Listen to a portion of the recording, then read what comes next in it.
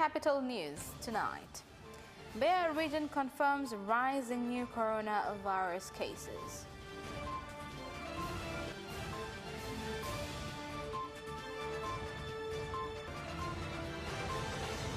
Ministries of Finance and Energy have been directed to compensate without delay residents affected by the Tabora-Kigoma power project.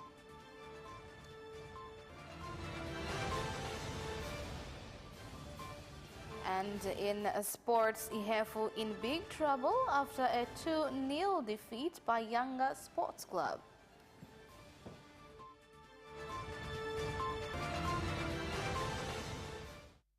Good evening, this is Capital News at 9:30. My name is Khadija Zimbwe. First, the national news.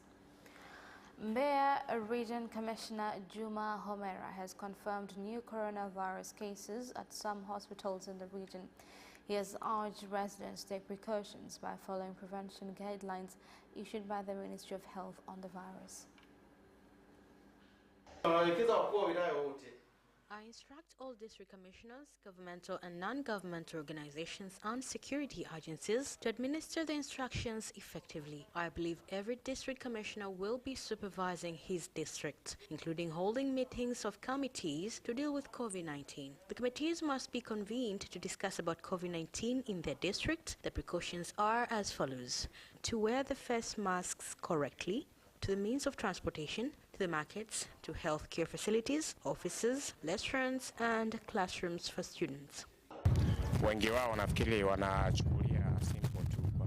Most of them do not take this disease seriously. The advice is that everyone should follow the instructions. COVID has taught us hygiene. People should wash their hands, but still people have not paid attention. Vice President Dr. Philip Mpango has directed the Ministry of Energy and that of Finance and Planning to pay a compensation without delay residents who are being moved to pave way for the 395-kilometer power distribution project from Tabora to Kigoma. Vice President Dr. Mpango gave the directive after laying the foundation stone for construction of Nguruka cooling power plant in Uvinza district, Kigoma region.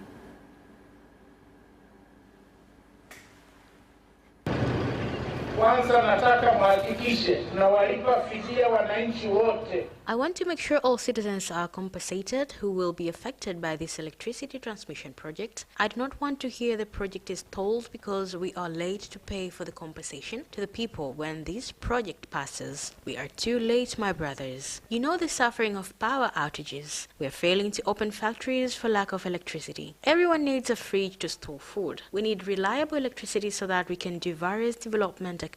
Without reliable electricity, all activities will be stalled. We need students in schools to have access to electricity. In hospitals, many devices also use electricity. I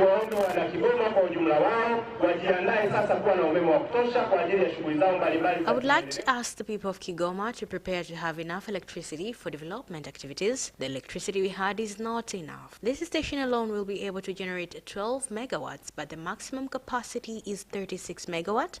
So we assure the people of Kigoma and neighboring regions to get prepared because we will make sure electricity reaches all the places.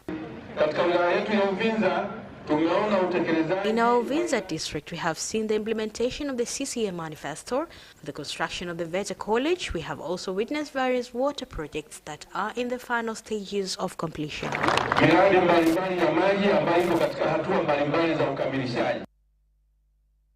The third wave of the coronavirus continuing to affect various parts of the country.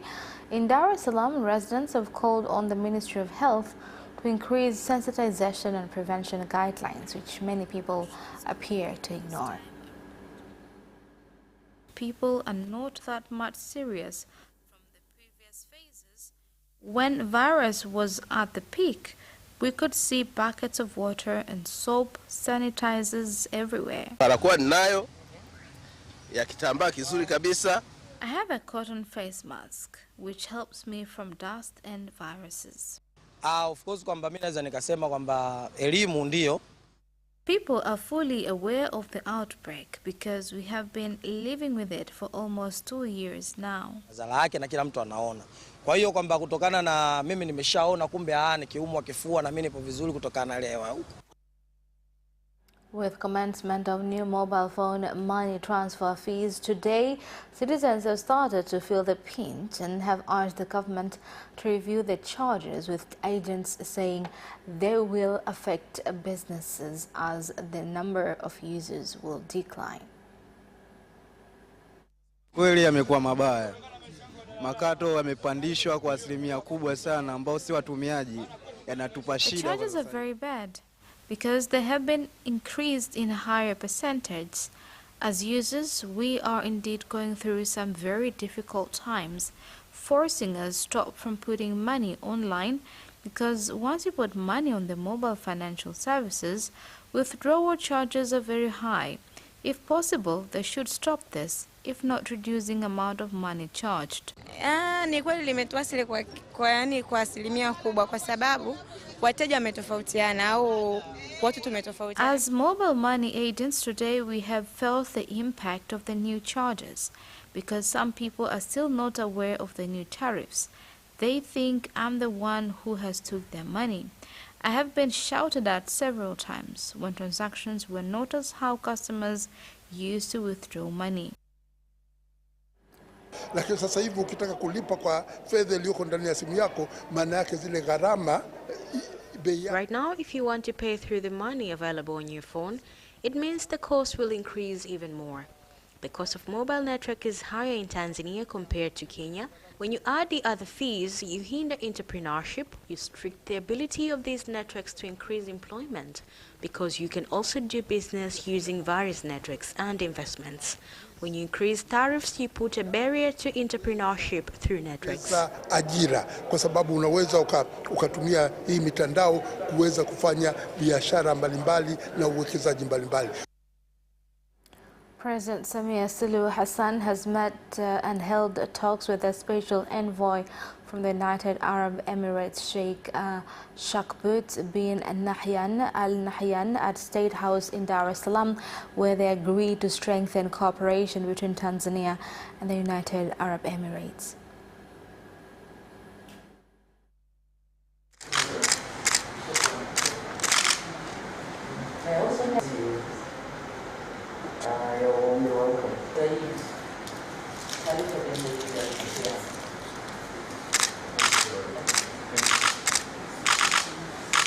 We had a very fruitful and a constructive discussion with Her Excellency the President.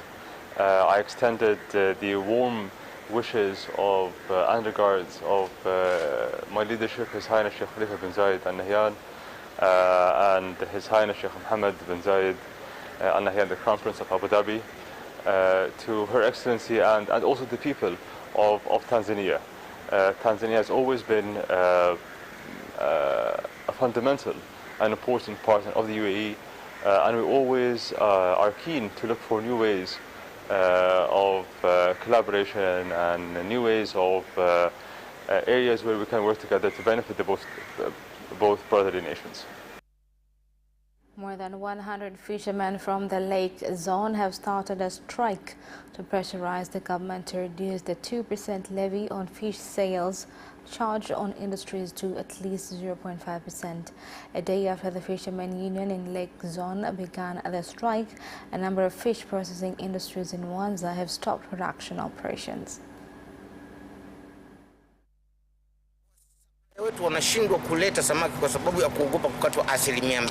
Our suppliers are afraid to bring fish because they are afraid to give out the 2%. For example, we have a supplier from Bukoba. Let's say he brings in 5 tons. Then his sales are 50 million.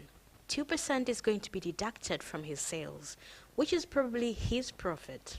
And where he came from, he is deducted 300 shillings as tariff for each kilogram.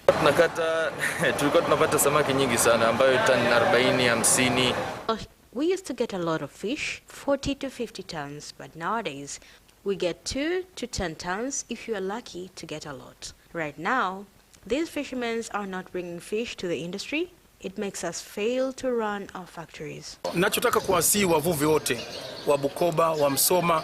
I want to urge all the fishermen of Bukoba and Musoma to stick together, because at the end of the day, we will run out of capital. The government has not invested in fishermen. There was a perch operation, we have gone bankrupt. And now it is even worse, they came with money operation. Tena ambayo ndio mbaya zaidi, hii ni operation pesa. Commissioner General of the Fire and Rescue Force, John Masunga, has directed all school owners in the country to follow safety procedures from the force in order to prevent occurrence of fire incidents.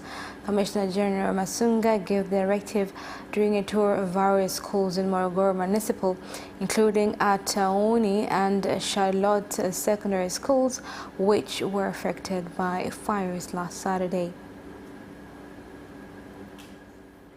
Nchini kuhakikisha kwamba shule zao zimekaguliwa na jeshi la zimamoto na uokoaji. All school owners in the country has to ensure that their schools are inspected by the Fire and Rescue Service. Follow the advice that will help them in the event of a possible fire. I therefore urge all school owners in the country to ensure that their schools are inspected. Wanafunzi wachache ambao walipata mshtuko walikimbizwa kupelekwa katika hospitali ya mkoa. In the case of fire disasters, we bring in firefighting experts to teach students how to protect themselves from fire and that they should not be the source of such disasters. Kwa kweli kuhusu janga la moto pia tunaleta wataalamu. In the case of fire disasters, we bring in firefighting experts to teach students how to protect themselves from fire and that they should not be the source of such disasters. Wapo moto unatokea, mtoto ajikinge namna gani? Prime Minister Kassim Majaliwa has commended the Bank of Africa for continued support to Tanzania in various development sectors. He made the statement during talks with the president of the Bank of BARCELONA in Rabat, Morocco, where he also said that they will start procedures that will enable the bank meet the private sector in Tanzania and cooperate on various development projects. We intended to develop agriculture. You know that we have a package of agriculture. In education sector, as you said, now you are promoting private sectors, especially in education. Well, we have private sector in Tanzania too. But there are a number of Tanzanians who are working in mining sector. What they need is to get a support of capital for that purposes, and also other sectors too. So the presence of your bank in Tanzania for us is an opportunity. That's why I say that on behalf of Her Excellency Samia Suluhu Hassan, we thank you so much. We would like you also to open up an opportunity or packages available with the bank for our people. So we'd like to develop our business in Tanzania more than it is today. I think it's not enough. We need to have more support from the official banking, from you as a Prime Minister, and we are open to invest in any way you need investment, whether in trade or in tourism, for instance, and we do it for Morocco. We want to do the same in every country around it. The Prime Minister's office has said the restrictions will last until July 26. Both public and private offices, except for those providing key services, have been ordered to close. And that is the end of national news. International news follows next.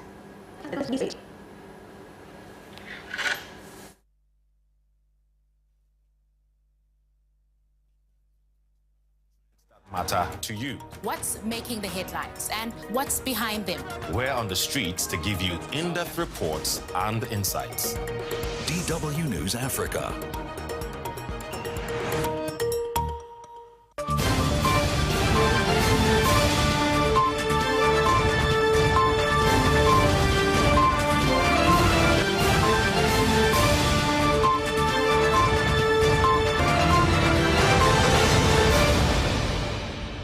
Welcome back, and in international news tonight. Rwanda will put the capital Kigali and 8 other districts across the country under lockdown from Saturday to curb surging coronavirus cases and deaths. Here's more on the report. The Prime Minister's office has said the restrictions will last until July 26. Both public and private offices, except for those providing key services, have been ordered to close. Other measures due to come into force include a ban on outdoor sport and recreation activities, while schools will be closed and the number of people attending funerals should not exceed 15. Rwanda has up until now avoided the worst of the pandemic by enforcing some of the strictest containment measures on the continent. South Africa mustered its army reserves in a bid to quell several days of looting that has ravaged supplies of food and other essentials that dealt a crippling blow to its economy. Here's more on the report. It began to cross most affected provinces on Thursday before an expected surge in soldiers on the streets. On Wednesday, the government said it would request the deployment of about 25,000 soldiers to tackle the emergency 10 times the number it had initially deployed. The unrest, which began last Friday, was triggered by the jailing of former President Jacob Zuma, but widened into grievances over inequality and poverty. Confessed serial killer Masten Kimilio Wanjara from Kenya will be detained for 30 days after Makadara Court in Kenya granted police more time to complete investigation. The suspect, who was arraigned in court for a miscellaneous application, confessed to have murdered more than 10 minors before dumping their bodies in thickets and sewer lines.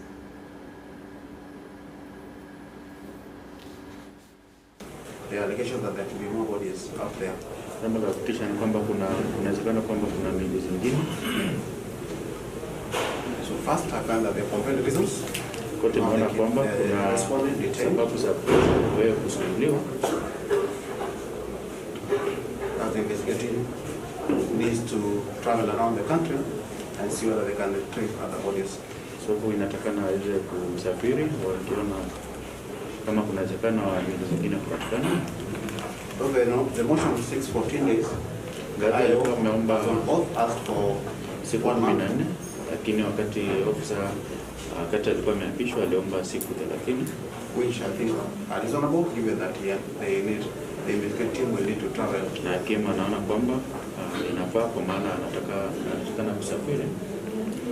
Therefore, I declare that the respondent be detained at Shorimoya police station. Kote inaamuru kwamba uweze kusuiliwa eneo la Shorimoya for 1 month, kwa mwezi mmoja. Be produced in court on the 16th of August.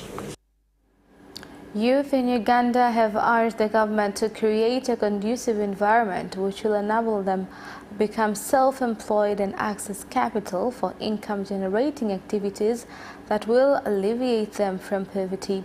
They made a call as Uganda joined other countries around the world in marking Youth Skills Day. Let's look into the policies regarding the youth in Uganda.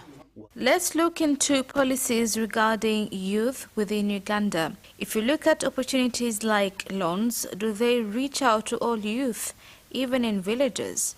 This agenda must be given value that it deserves. And that is the end of international news. Business news follows shortly. Tune in to Business Edition and meet business leaders and experts who keep you informed on business and economic developments taking place in the country, such as tourism, construction, energy, transport, mining, agriculture, communication, banking, real estate, and more. Business Edition on Friday at 8:15 p.m. only on Capital Television.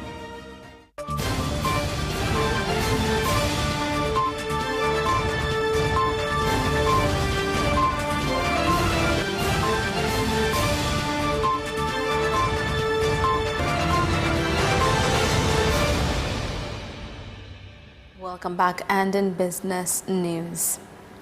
The U.S. Ambassador in Tanzania, Donald Wright, has said he is committed to ensure more American companies come to invest in various economic sectors in the country. For trade and for business investment opportunities. Certainly this will eventually lead to those companies needing assistance finding commercial and residential real estate to support their business operations.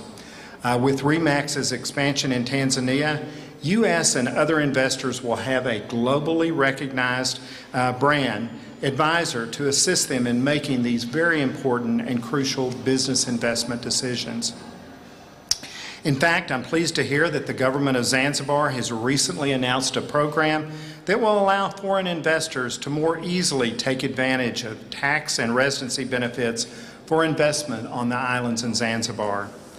These types of policies continue to make Tanzania and Zanzibar more attractive to the U.S. business community. Siku hizi nimefurahi sana na mazingira ya biashara huku Tanzania. Tunaendelea, tunamshukuru Mheshimiwa Rais Mama Samia, tumefurahi sana na ile mazingira ya biashara huku. Tutaendelea vizuri na tutafurahi na opportunities zote ambazo zinakuja sasa. NMB Bank has been urged to reduce interest rates on loans so as to enable public servants, particularly teachers, avoid taking loans from institutions that provide loans with high interest rates and conditions that have caused them to incur heavy losses.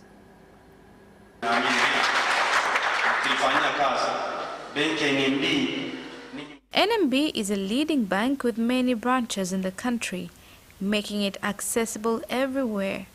May you please be champions of reducing interest rates.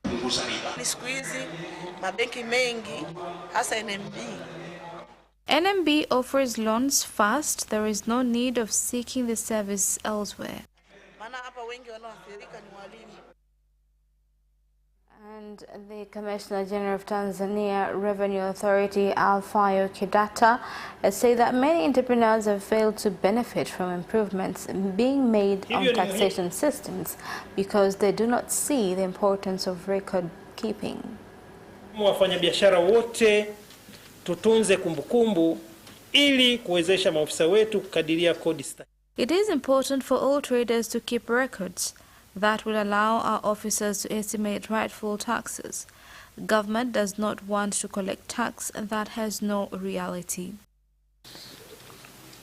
Na hii inatupunguzia sana. Fake products contribute highly in reducing income. As a community of traders, let us all collaborate to combat this. And that is the end of business news. Sports news follows next. Away first time, good start from Bolt. Bolt leading a moment and going away. Gay trying to go with him, and he's going to be dragged through the second place, but he's going to win it by 2 meters. Away first time, good start from Bolt. Bolt leading a moment and going away. Gay trying to go with him, and he's going to be dragged through the second place, but he's going to win it by 2 meters.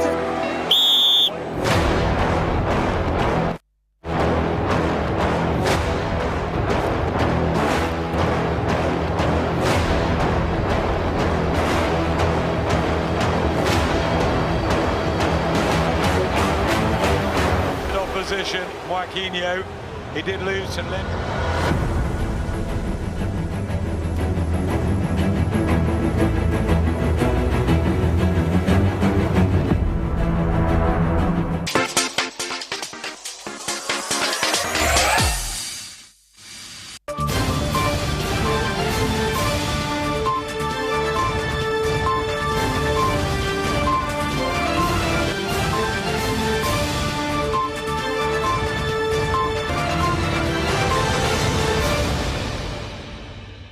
Welcome back, and in sports news, Ihefu FC are still in trouble in the Premier League following a 2-0 defeat by Yanga at the Benjamin Mkapa Stadium in Dar es Salaam. Yanga had both their goals from Faisal Salum, and now Ihefu must win their last game against KMC to remain in the top tier. na naamini Yanga ni timu ya wananchi. Pia yeye ni mwananchi kwa muda mrefu, muda wote anaweza karudi hapa, pia ni kama nyumbani kwake.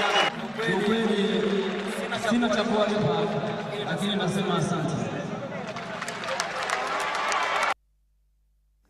Chris Middleton scored 40 points, including 10 straight for the Milwaukee Bucks down the stretch to send them past to Phoenix Sun 109-103 to tie their series of 2-2. Here's the report. Middleton's hot hand and a big block from Giannis Antetokounmpo gave the Bucks their second straight victory in the first close game of the series. Antetokounmpo had 26 points, 14 rebounds and 8 assists. His streak of 40 points games ended at 2, but the only number that matters for the Bucks is on the series scoreboard. Devin Booker scored 42 points for the Suns, but his foul trouble cost them a chance to build a big lead in the second half. Chris Paul struggled through a 5-4-13 night, finishing with 10 points and 5 turnovers. Barcelona are close to announcing that Lionel Messi has signed a contract to 2026 and are in advanced talk over swapping Antoine Griezmann for Atletico Madrid's Saul Niguez. Here are more details. Messi has agreed a 5-year deal on reduced wages rather than a 2-year extension initially discussed. His partnership with Griezmann in attack will end if Barcelona and Atletico finalize the proposed exchange involving the midfielder Saul. Both players are happy with the arrangement, but negotiations over their respective price tags must be concluded, with Barcelona saying Griezmann's value is greater than Saul's and wanting money as part of a deal. Liverpool and Chelsea are keen on the 26-year-old Saul if he does not end up at Camp Nou. Griezmann left Atletico for Barcelona for €120 million in 2019. Bayern Munich coach Julian Nagelsmann says it is no surprise to see teams interested in Robert Lewandowski because of his excellent form in recent seasons. Here's more on the story. 32-year-old Lewandowski finished last season with 48 goals in all competitions as Bayern secured another Bundesliga title. The Poland's Stras form has prompted rumors that he could be set for a move this summer, and Nagelsmann says he has already discussed the issue with the striker. Lewandowski said in May that he's open-minded about a summer move. And that's Sports Item ends our news bulletin for tonight. My name is Khadija Zimbo. Thank you for watching and good night.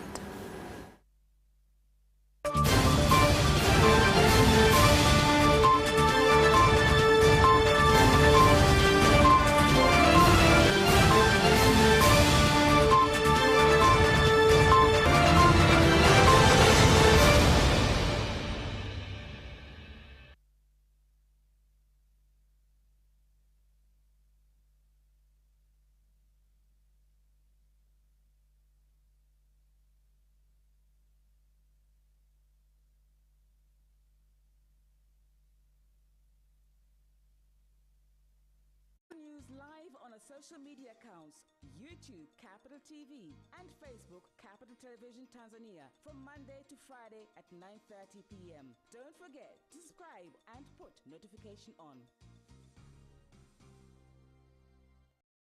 Tune in to Business Edition and meet business leaders and experts who'll keep you informed on business and economic developments taking place in the country, such as tourism, construction, energy, transport, mining, agriculture, communication, banking, real estate, and more. Business Edition on Friday at 8:15 p.m. only on Capital Television.